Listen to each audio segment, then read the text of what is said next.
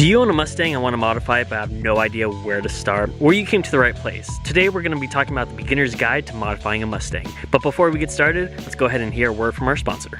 This video is brought to you by Idle Miner Tycoon. Idle Miner Tycoon is the new wave, the new hype, and the new addiction to games. If you like to have fun and progress in games, just how you like to have fun and progress in modifying your car, this is the game for you. You can collect lots of different characters, even powerful super managers. This game will not get boring because every single week there is a new event mine to explore. So definitely go ahead and check it out. Download now for your iOS or Android device. Join me in mining the world. It is a load of fun. Also go ahead and tell me down in the comments how much you enjoy it. Thank you so much for Idle Miner Tycoon for sponsoring the video. And now let's go ahead and continue on. Thank you for that. Now let's go ahead and get into the video. So you own a Mustang. It may not be a 1968 Ford Mustang and it may not be a 2014 Shelby GT500, but in this video, we're going to be talking about all types of Mustangs. The first modifications that you should do, we're going to be talking about exterior, interior, engine mods, wheels, exhaust, everything that you could possibly need for a beginner setup. And today we're going to be talking about just that.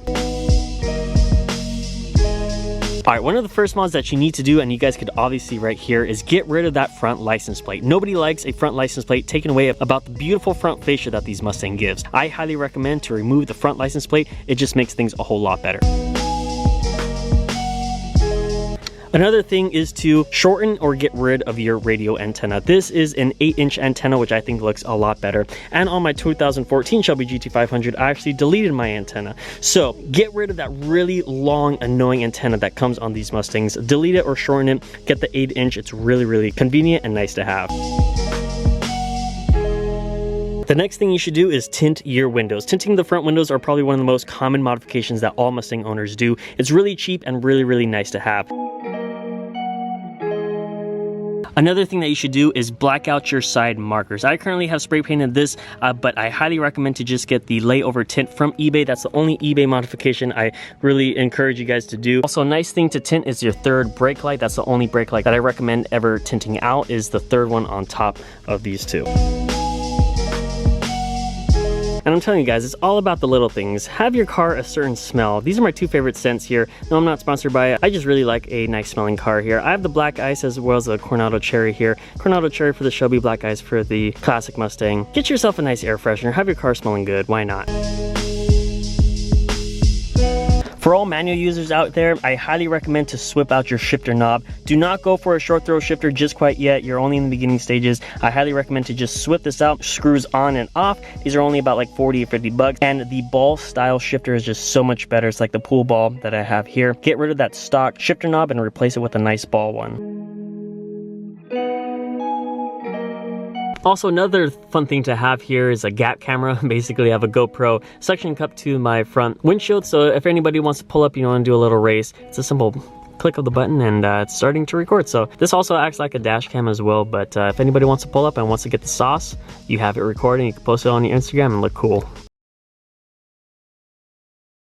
Black out some of your badges like I've done on my Shelby Cobra. I've blacked out this. Most of the time you'll have either the GT, the 5.0, or some type of other emblem here. This is also a really good one to black out. I didn't do this because I really want to show this off, but on the fender well, I'm talking about that area where the badge would be. Plasti dipping it black or gunmetal gray is also a great idea. Another thing that I see a lot of people doing is blacking out their rear badge. This is also blacked out. It's also a good idea if you want to go ahead and plasti dip this black, paint it black or gunmetal gray. It looks very, very sleek and very, very modern. Also, another cool thing here is to customize your license plate. It's the small details that really make a big difference. So get a custom license plate as well as the frame. These things definitely add value and you could get a good laugh out of it as well. If you want to go shopping for Mustang parts, the websites that I like to go ahead and visit are AmericanMuscle.com, Late Model Restoration, and CJ Pony Parts. Kind of stay away from any type of Car ID or eBay or anything like that. Now, when we talk about suspension, there's only one suspension part that you need, and those are lowering springs. These are the stock springs out of my GT500, and I currently have the Dyna Performance lowering springs to get rid of that gap. I do have a discount code to help you out. I'll go ahead and link it down right here and get you a lot of money off. That's one of the first mods that you absolutely need for Mustangs is lower it. And then in the rear, it is a perfect stance too, because we need that gap for when the Mustang squats. And that's exactly what this setup is for. I highly recommend the BMR lowering springs, the performance springs, to give you the perfect stance overall. overall. Other than that, this is the only suspension part that you absolutely need.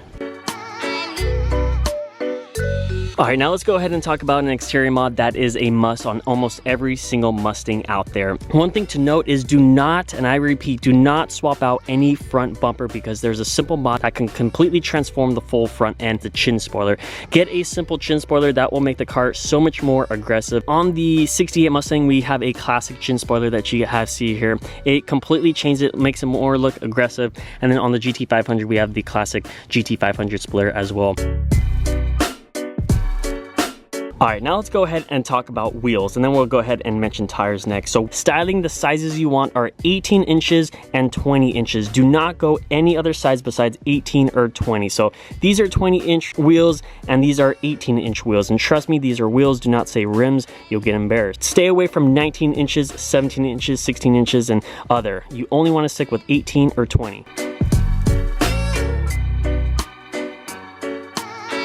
Staggered setup is the dimension on your wheels, how wide they are. So basically the staggered setup means that you're going to go thicker in the rear. Like for instance, my Chevy GT500 is 13 inches wide in the rear and it's 11 inches wide up front. I highly recommend to go with the staggered setup. That's just how Mustangs are designed. They're the muscle car classic. You want smaller wheels up front and wider wheels in the back. Now, when you look at these types of wheels and shop for wheels, you want to take into consideration your brake kit. So as you guys see here, my Chevy GT500, I have a big brake kit. It looks pretty cool. You can see the Brembo, and I have more stuff to showcase. This, I have stock brakes, disc brakes, nothing too special. When you look at your brakes will pretty much determine on what you get for the wheels. The wheels I have as a design that covers up the brakes. You don't want people looking at your brakes.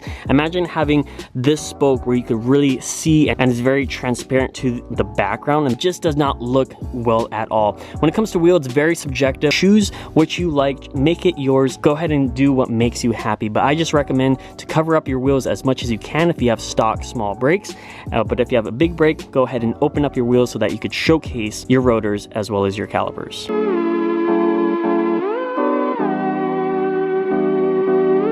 Now let's go ahead and talk about the best performing tires in the rear. The best performing tires that you want to get are Toyo R888Rs, which is currently what I have on my Chevy GT500. It handled 1,000 horsepower and does it very, very good. Another tire brand that I highly recommend is Mickey Thompson ET Streets.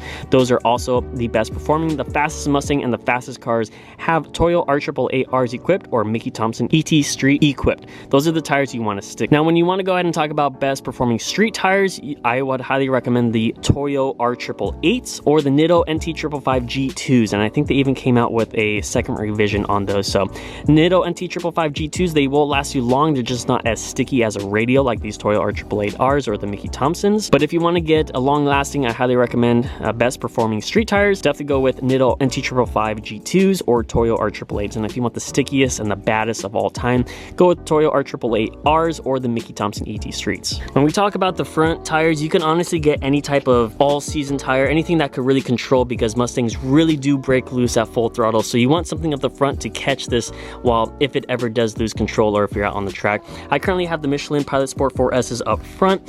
These are really good everyday street tires. They will last me a very, very long time. And I highly recommend to get any all-season, really grippy, good performance and handling up front. And then in the rear, I recommend to get some really, really grippy tires so that you can unleash all the horsepower that you are capable of doing.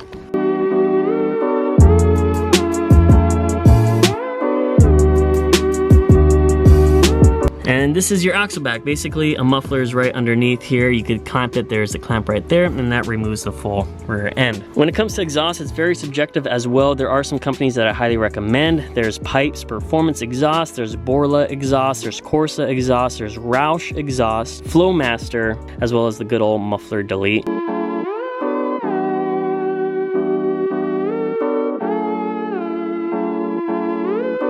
I would highly recommend to swap out for an X pipe or an H pipe. I can't really show you guys right now because I don't have the car lifted up, but X pipe is best for performance and also the most loudest. H pipe is not really good for performance, but it does definitely get that deep growl and aggressive tone.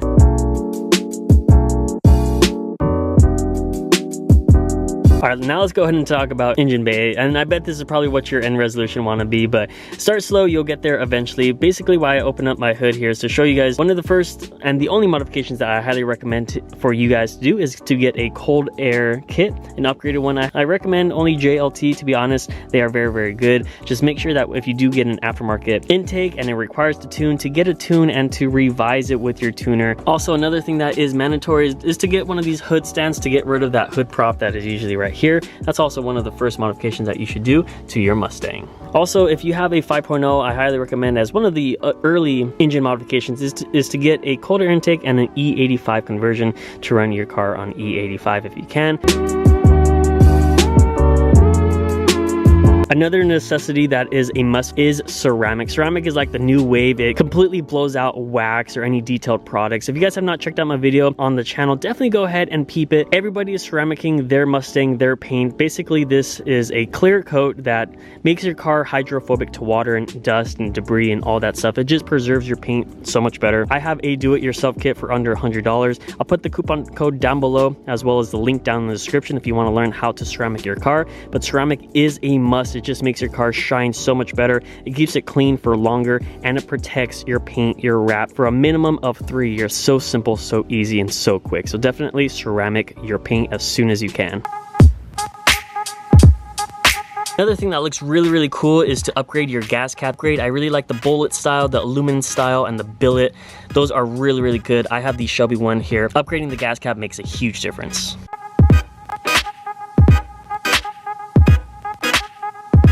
When it comes to interior, there's nothing really that I would recommend to upgrade or modify. When it comes to Mustang interior, it's probably the least thing that you should be worried about. I do have some carbon fiber layovers here. I also have a discount code if you want to use that. Instead of spending literally $3,000 on this full dash kit, I got it for like literally the fraction of the price here. And you can see carbon fiber is really nice. So if you want to do a full carbon fiber layover for a fraction of the price of what carbon fiber is actually worth, you could hit up Dyna Performance. I'll also put my coupon code right here. The carbon fiber is really, really nice, really, really sleek. It transformed that plastic look that Ford did on a lot of these Mustangs. So definitely check out carbon fiber layovers. They're awesome, they're fun, they're very easy to install. Like, this is like stupid easy on how simple and easy that this is to install. So, but besides that, there's really only like LED light bulbs. You could transform those old bulbs into LEDs. But besides that, and the shifter knob, just leave your interior alone. You buy a Mustang for how it looks, how it performs, and what's underneath that hood. All right, now let's go ahead and talk about a little bit of the do nots. Again, I'm not going to tell you how to modify your car, but there are some things to try to stay away from. Stay away from any type of underglow, any cambered wheels that you see. Stay away from just any type of things that are ricey. Basically, if a Honda owner would install it, don't install it on your car. Basically, that's how it goes. But yeah, besides that, just don't false advertisement on the badges here. Be careful with the hood. You don't want a cowl hood if you have like a V6 or a EcoBoost. Cowl hood is mostly meant for big superchargers that can't fit underneath the normal hood. Be careful with stickers. I mean, you could have your fun with stickers all around the car. I personally have the Kenne supercharger stickers on the rear. Just be careful with the type of stickers that you have here. Also be careful with big wings on the rear. Also, if you're a 2010 to 2012 Mustang owner, switch out those taillights as soon as possible. And that's basically it here. Honestly, have fun. It's your car. Congrats on wanting to modify your Mustang. Mustangs are the most modified car in the world. They're the most fun to do it, the biggest aftermarket ever produced. So just make it yours. That's what car building is all about, making it unique and making it creative. So thank you guys for staying tuned for me through the full way. Comment down below your thoughts and suggestions on first modifications. I hope you guys enjoyed the video. Subscribe down for more. Give it a big thumbs up, and I'll see you guys on the next one.